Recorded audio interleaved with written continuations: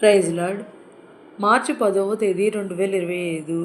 ఈరోజు దేవుని వాగ్దానం, మీరు బహుగా ఫలించుట వలన నా తండ్రి మహిమపరచబడును.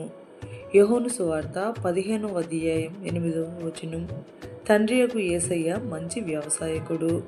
తండ్రి తనను వెంబడించి తనలో ఎదగబడు బిడ్డలను బహుగా ఫలించు తీగల వలె ఆశీర్వదించువాడు.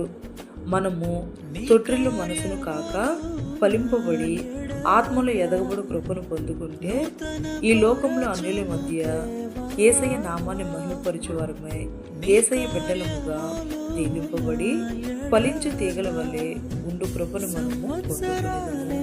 ఈ రోజు మన జీవితంలో నెరవేరాలని కోరుకుంటూ జీసస్ మన ప్రొడక్ట్ పరిచర్యలో మీ సహోదరి నూతన పరచుము నా సమస్తము, పాతవి గతించిపోవును, సమస్తం నూతన మగును. నీలో ఉత్సహించుచు